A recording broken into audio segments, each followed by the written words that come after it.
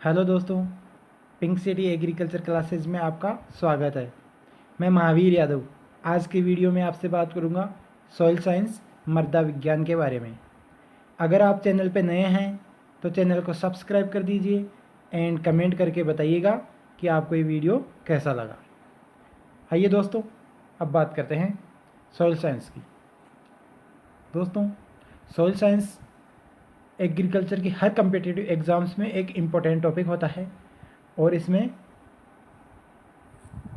Exam में बहुत से क्वेश्चन पूछे जाते हैं और करीब करीब एग्ज़ाम्स में इसका वेटेज 20 से 30 के लगभग होता है। तो इस हिसाब से ये एक इम्पोर्टेंट टॉपिक होता है। तो बात करते हैं दोस्तों सोइल शब्द की। सोइल शब्द सोलम शब्द से बना होता है और इस सोलम शब्द का मतलब होता है फ्लोर या फर्श। अब बात करें दोस्तों सोलम शब्द की, तो सोलम शब्द लैटिन भाषा का शब्द है या लैटिन भाषा से लिया हुआ होता है। दोस्तों मैं आपको फिर से बता दूं कि एग्रीकल्चर में ज़्यादातर वर्ड होते हैं, ज़्यादातर जो शब्द होते हैं, टर्मिनोलॉजी होती है, वो लैटिन या ग्रीक शब्दों से बनी होती है। तो ये लैटिन भाषा का शब्द है। अब बात करते हैं डेफिनेशन की। दोस्तों जिस हिसाब से मैं स्टडी मटेरियल आपको प्रोवाइड करवा रहा हूँ वो एक ऐसे आसान तरीके में आपको उपलब्ध होगी कि आप अगर एक बार पढ़ोगे तो भूलने के चांस बहुत कम हो जाएंगे, या कहे कि आपके दिमाग में आसानी से सेट हो जाएगा। इस प्रकार से मैंने इसको मैन्युफैक्चर किया है। अब बात करते हैं डेफिनेशन की। डेफिनेशन मृदा कार्बनिक पदार्थ, खनिज पदार्थ और सूक्ष्म जीव, कार्बनिक पदार्थ प्लस खनिज पदार्थ प्लस सूक्ष्म जीव का संगठन है। इन तीनों से मिलके बना हुआ एक संगठन है जो पौधों को आधार प्रदान कराता है या पौधों को आधार देता है। तो उसको बोलते हैं मृदा विज्ञान या मृदा। आगे बात करें दोस्तों, तो फादर ऑफ सॉइल साइंस, मृदा विज्ञान के पितामह कौन है? तो वीवी डोकुचे। अगर क्वेश्चन आ जाए कि फादर ऑफ सॉइल साइंस कौन है, तो आ जाए वीवी डोकुचे, आ जाए एमएल टंग, आ जाए नॉर्मन इबोलोग आ जाए, तो आपको ऑप्शन में टिक करना है वीवी डोकुचे। आगे बात करें father of soil testing, soil testing के पितामह कौन है? मृदा की जो जांच होती है उसके पितामह कौन है या सबसे पहले जांच किसने की? तो वो होता है एमएल टंग नाम के वैज्ञानिक। आगे बात करें international year of soil science, international year of soil science कब ऑर्गेनाइज किया गया? तो 2015 को किया गया। International year of soil science 2015 को रिकॉग्नाइज किया गया। आगे बात करें दोस्तों सॉइल साइंस, सॉइल साइंस को दो भागों में डिवाइड किया गया है, या यूँ कहें हम कि सॉइल साइंस की दो ब्रांचेज होती है। First pedology and second edaphology, pedology and edaphology. दोस्तों पहले बात करें पेडोलॉजी की, तो पेडोलॉजी शब्द में पेडो शब्द आया है, ये बना हुआ है पेडोन से, पेडोन, ये पेडोन शब्द से बना हुआ है, पेडोन शब्द से बना है पेडोलॉजी। और पेडोन शब्द का मतलब होता है एक कण, मृदा का एक कण, मृदा के एक कण को पेडोन बोलते हैं और उससे बना है शब्द पेडोलॉजी। तो हम ये समझने में आसानी हो जाएगी हमें, मैं क्यों बता रहा हूँ कि पेडोन का मतलब एक कण होता है, क्योंकि इससे आपको ये समझ में आएगा कि एक कण का जो निर्माण होता है उसकी प्रक्रिया का अध्ययन करते हैं, उसको बोलते हैं पेडोलॉजी। अभी इसकी डेफिनेशन को विस्तृत रूप से जानते हैं कि इसमें मृदा के निर्माण, वर्गीकरण एवं वर्णन का अध्ययन किया जाता है। मृदा का निर्माण किस प्रकार से हुआ या किन चीज़ों से हुआ उसको डिवाइड करके उसका वर्गीकरण किन किन भागों में किया गया और उसका वर्णन, उसकी विशेषताओं का वर्णन, इन चीज़ों के जो अध्ययन है उसको बोलते हैं पेडोलॉजी। जबकि बात करें इडेफोलॉजी की, इडेफोलॉजी होती है दोस्तों मृदा गुणों का अध्ययन, मृदा की जो प्रॉपर्टीज है, जो गुण है, उनका अध्ययन करते हैं पौधों की वृद्धि एवं पोषण के संबंध में कि वर्दी में किस प्रकार से सहायक है, कौन कौन से पोषक तत्व उपलब्ध करवाती है, क्या क्या चीज़ें मृदा से उपलब्ध होती है पौधों को, या फिर पोषण किस प्रकार से पौधे मृदा से अवशोषित करते हैं या किस प्रकार से लेते हैं, उसके संबंध में अगर अध्ययन करते हैं तो उस शाखा को या उस ब्रांच को बोलते हैं इडेफोलॉजी। सॉरी दोस्तों, ये मिस प्रिंटिंग हो गई है, इडेफोलॉजी।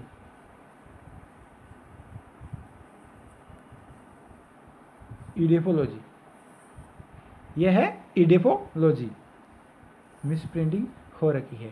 ये पेडोलॉजी ऊपर आ गया, ये आ गया इडेफोलॉजी।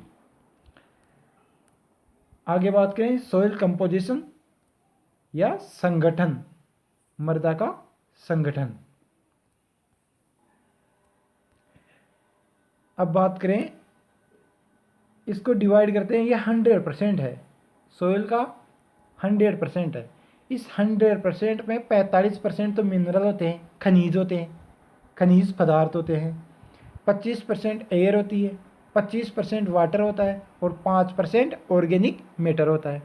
अब बात करें दोस्तों 25% एयर और 25% वाटर की, तो ये एक दूसरे को प्रभावित करते रहते हैं या कम ज़्यादा करते रहते हैं।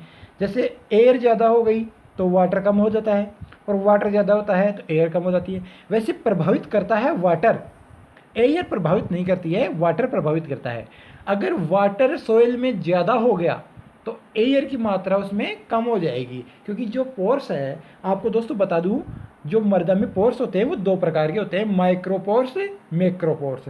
एक छोटे रंध्र होते हैं और एक बड़े रंध्र होते हैं। तो आपको बताऊं मैं, छोटे रंध्रों में, छोटे रंध्र होते हैं उसमें वायु होती है, जबकि बड़े रंध्र होते हैं उसमें वाटर होता है या जल होता है। तो अगर जल ज़्यादा हो गया तो वह छोटे पोर्स में भी समा जाता है और वायु को कम कर देता है, एयर को कम कर देता है।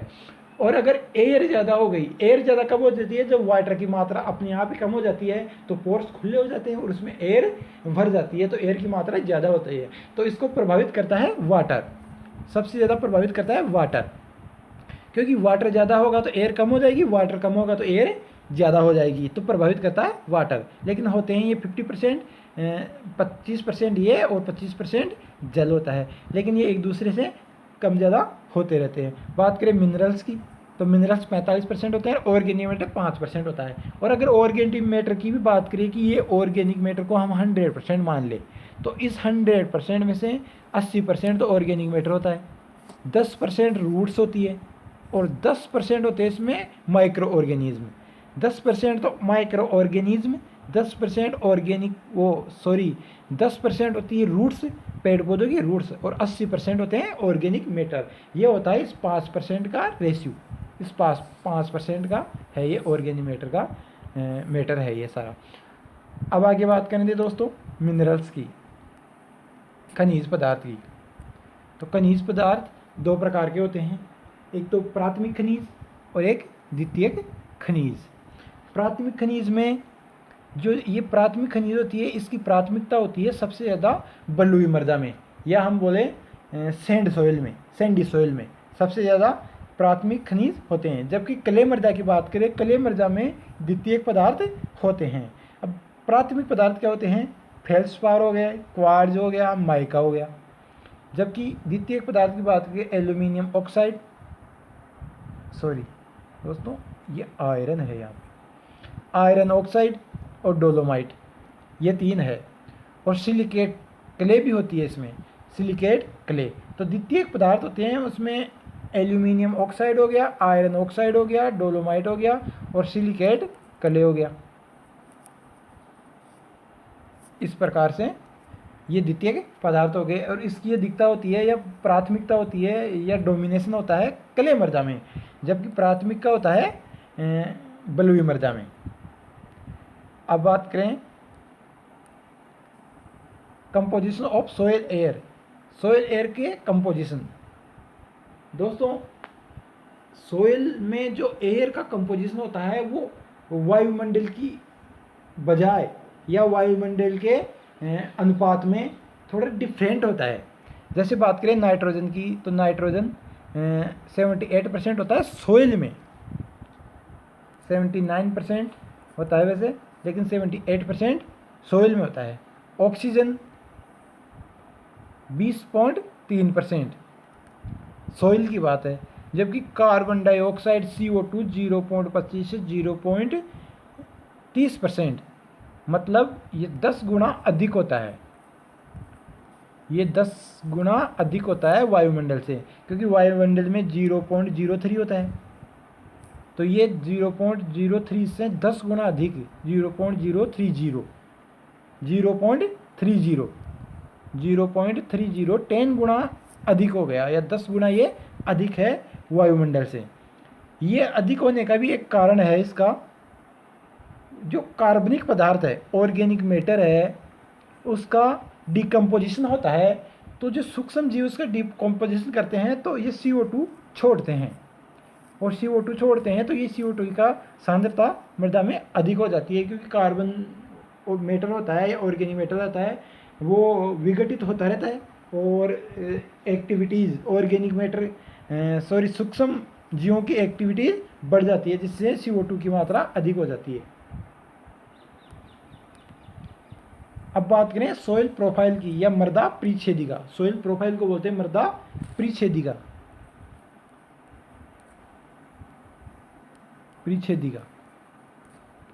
परिच्छेदिका बोलते हैं इसको। तो परिच्छेदिका क्या होती है दोस्तों? परिच्छेदिका होती है जो मृदा है उसको हम ऐसे वर्टिकल रूप से काटेंगे, इस प्रकार से काटेंगे। ये सतह हो गई हमारी, और हमारा ये एक कट लगा के जिस प्रकार से हम ये हॉरिजॉन्स, इसको संस्तर बोलते हैं, ये हॉरिजॉन्स है अलग अलग, ये हॉरिजॉन्स जिस प्रकार से दिखाई देते हैं तो इसको बोलते हैं मृदा प्रोफाइल या परिच्छेदिका। ये तो हो गई मृदा परिच्छेदिका, ये पूरी मृदा परिच्छेदिका है, या प्रोफाइल हो गई, ये प्रोफाइल हो गई। और जो ये अलग अलग कलर के भाग दिखाई दे रहे हैं, ये इनको बोलते हैं हॉरिजॉन्स या संस्तर बोलते हैं, हॉरिजॉन्स या संस्तर बोलते हैं। अब बात करें पहला, जो ऊपर का ये ब्लैक कलर का है, इसको बोलते हैं ओ संस्तर या ओ हॉरिजॉन्स। ये होता है ऑर्गेनिक, और ये जो ऑर्गेनिक हॉरिजॉन्स है या ऑर्गेनिक संस्तर है, ये ज़्यादातर जंगलों में या बोले फॉरेस्ट सॉइल में पाया जाता है, या बोले वर्जिन सॉइल बोलते हैं उसको, वर्जिन सॉइल में, या फिर ऐसे सॉइल जिसमें हम कल्टीवेशन या कृषि क्रियाएं नहीं करते, उसमें ही उपलब्ध होती है। जबकि अरेबल सॉइल में ये उपलब्ध नहीं होती, जिसमें हम खेती करते रहते हैं बार बार में, उसमें ये ऑर्गेनिक संस्तर उपलब्ध नहीं होता है।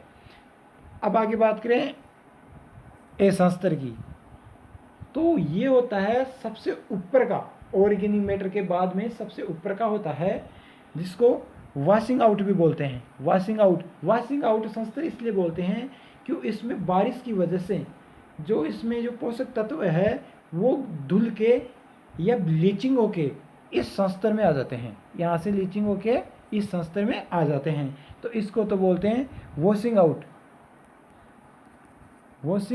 आउट, और इसको बोलते हैं वॉशिंग इन। इसको बोलते हैं वॉशिंग आउट, इसको बोलते हैं वॉशिंग इन।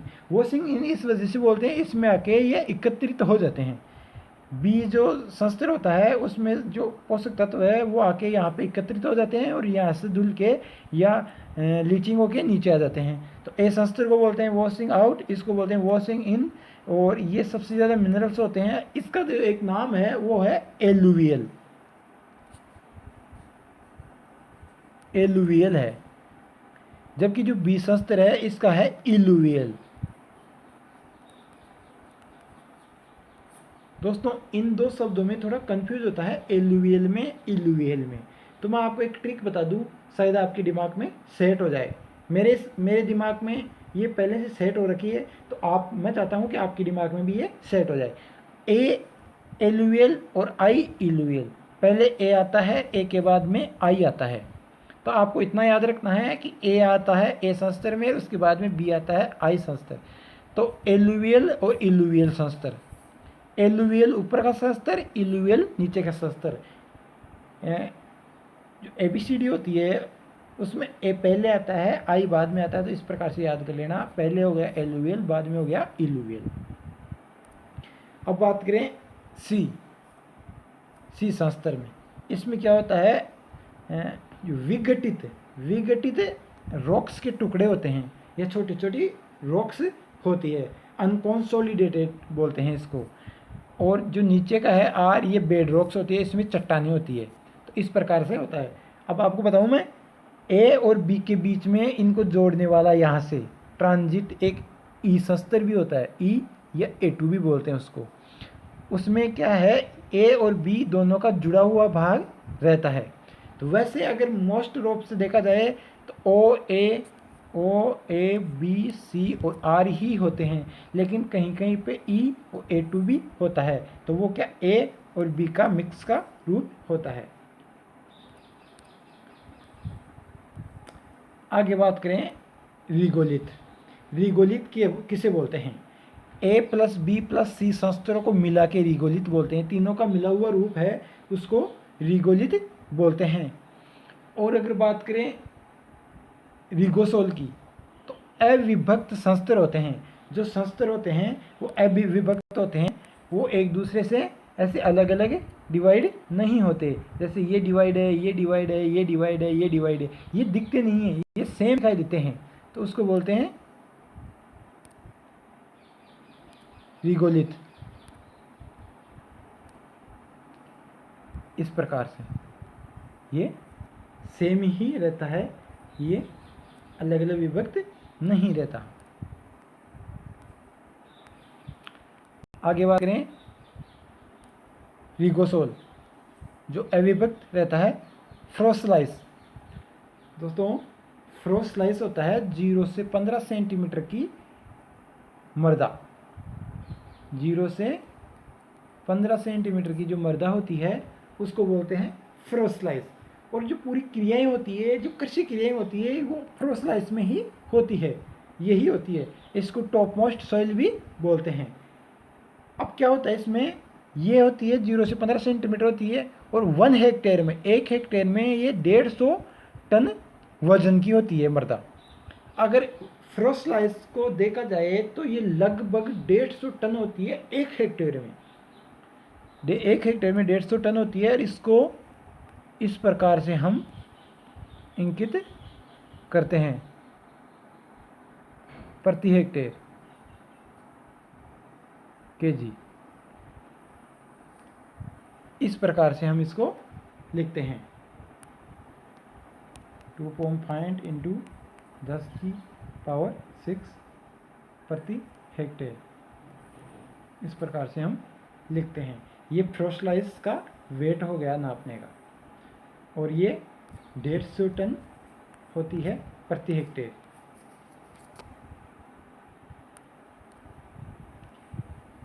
अब बात करें दोस्तों टाइप ऑफ रॉक्स, चट्टानों के प्रकार।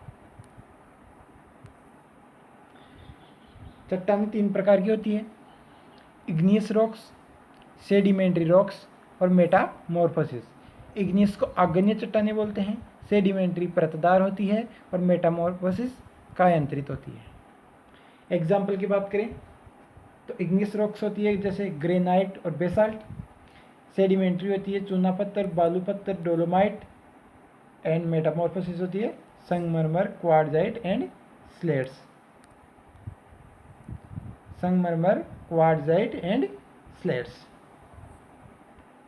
बात करें इग्नियस रॉक्स की, तो इग्नियस रॉक्स होती है दोस्तों अधिक तापमान के कारण पिघले हुए लावे के पृथ्वी की सतह पर ठंडा होकर एकत्रित होने पर बनी चट्टानों को इग्नियस रॉक्स बोलते हैं। भूमि के नीचे के भाग में जो लावा है वो बहुत ज़्यादा गर्म होने से बाहर निकलता है आग के रूप में एक लिक्विड फॉर्म में, और वह बाहर निकलने के बाद में ठंडा हो जाता है, कठोर हो जाता है, एकत्रित हो जाता है, और फिर उससे जो चट्टानें बन जाती है उसको बोलते हैं इग्नियस रॉक्स। जबकि बात करें सेडिमेंट्री रॉक्स की, सेडिमेंट्री रॉक्स होती है इग्नियस रॉक से ही बनती है दोस्तों। इग्नियस रॉक से ही सेडिमेंट्री या मेटामॉर्फिस रॉक्स बनती है। तो यूँ कहे कि जो प्राथमिक क्या होती है या पेरेंटल होती है, वो इग्नियस रॉक्स ही होती है। अब सेडिमेंट्री की बात करें तो वायु तथा जल द्वारा प्राचीन चट्टानों के अपक्षय से प्राप्त पदार्थ दूसरे स्थान पर जाकर परतों के रूप में एकत्रित हो जाता है, या परतों के रूप में एकत्रित होने से बनी चट्टानों को परतदार चट्टानें कहते हैं। जैसे पानी के बहाव के साथ या तेज हवाओं से, आंधियों से जो प्राचीन चट्टानें थी उसका विघटन होने से वो एक जगह से दूसरी जगह पे फैल के चली जाती है और वहाँ पे एकत्रित हो जाती है और परतों के रूप में जम जाती है, तो उसको बोलते हैं परतदार चट्टानें। आगे बात करें दोस्तों मेटामॉर्फोसिस की या कायांतरित चट्टानों की। ये चट्टानें उच्च दाब और ताप से इग्नियस एंड सेडिमेंट्री रॉक्स में परिवर्तित के फलस्वरूप बनती है, या यूँ कहें कि लंबे अंतराल में उच्च ताप या दाब से जो इग्नियस या सेडिमेंट्री रॉक्स है उसमें परिवर्तन हो जाता है या वो चेंज हो जाती है, तो उससे मेटामॉर्फोसिस या कायांतरित जो शब्द है वो भी कायांतरित है, मतलब काया का परिवर्तन होना, या कहें कि रूप का परिवर्तन होना, तो उसको बोलते हैं मेटामॉर्फोसिस या कायांतरित चट्टानें। और ये चट्टानें सबसे कठोर होती है, ये चट्टानें सबसे ज़्यादा कठोर होती है, मजबूत होती है। अब बात करें जो कायांतरित चट्टानें हैं उनके मूल पदार्थ क्या थे, या कौन से पदार्थ से ये चेंज होके कायांतरित चट्टानें बनी। जैसे मार्बल है, मार्बल का मूल पदार्थ था चूना पत्थर, तो चूना पत्थर से ये दबाव के कारण या ताप के कारण लंबे समय से दबाव और ताप को ये सहन करके चूना पत्थर मार्बल बन गया। वैसे ही बात करें बालू पत्थर की, तो बालू पत्थर से उसी प्रक्रिया से क्वार्ट्जाइट बन गया। जो सेल है, सेल से स्लेट बन गया, या ग्रेनाइट है, ग्रेनाइट से ग्नीस बन गया, और बेसाल्ट है, बेसाल्ट से सिस्ट बन गया। इस प्रकार से ये कायांतरित चट्टानें बनी। जो मूल पदार्थ है, जैसे मूल पदार्थ है चूना पत्थर है, चूना पत्थर का है क्या है, एक तरह से ये सेडिमेंट्री रॉक्स है। तो चूना पत्थर से मार्बल बन गया, बालू पत्थर से क्वार्ट्जाइट बन गया, सेल से स्लेट बन गया, ग्रेनाइट से ग्नीस बन गया, और बेसाल्ट से सिस्ट बन गया। ठीक है दोस्तों, आज के लिए इतना ही। Thank you.